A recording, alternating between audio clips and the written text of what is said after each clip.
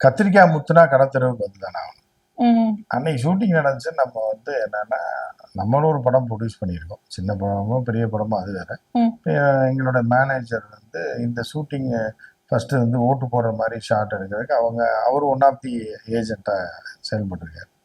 அதுதான் அவர் சொன்னார், இந்த மாதிரி ஆயிரக்கணக்கானவர்களை கூப்பிட்டு வாக்குப்பதிவு எல்லாருமே விஜய்க்கு ஓட்டு போடுற மாதிரியான காட்சி ஷூட் பண்ணிட்டு இருக்காங்க.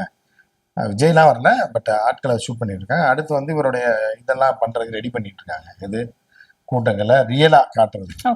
அதுக்கு நீங்க ஆள் செட்டப் பண்ணிலாம் 10,000 பேரை கூப்பிட முடியாது. தலைக்கு 100 ரூபா கொடுத்தீங்கனால வேற மாதிரி ஆயிரும். ஆனா அது நடிப்புன்ற மாதிரி ரியலா கூட்டத்தை காட்டணும்னா விஜய் வச்சு தான் காட்ட முடியும் அப்படின்றது தான் அவருடைய மாநாடை ஷூட் பண்ணியிருக்காங்க.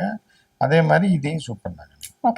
14 கேமராவை பஸ்ஸுக்குள்ள மட்டும் 4 கேமரா, வெளியில 6 கேமரா, அதே 10 கேமரா, ட்ரோன் 2, அவங்க ட்ரோன் மட்டும் இவ்வளவு தூரம் ஷாட் எடுத்திருக்காங்க. அதுதான் நம்ம சொன்னோம், அது வந்து உள்ள இருந்து வந்த தகவல் தான். டைரக்டர் ஆனா ஸ்பாட்ல கிடையாது. ஆனா ஸ்பாட்ல த்ரிஷா இருந்ததாகவும் ஒரு செய்தி இல்ல, அது கன்ஃபார்ம் ஆகல. த்ரிஷா வந்து வேனுக்குள்ள இல்ல.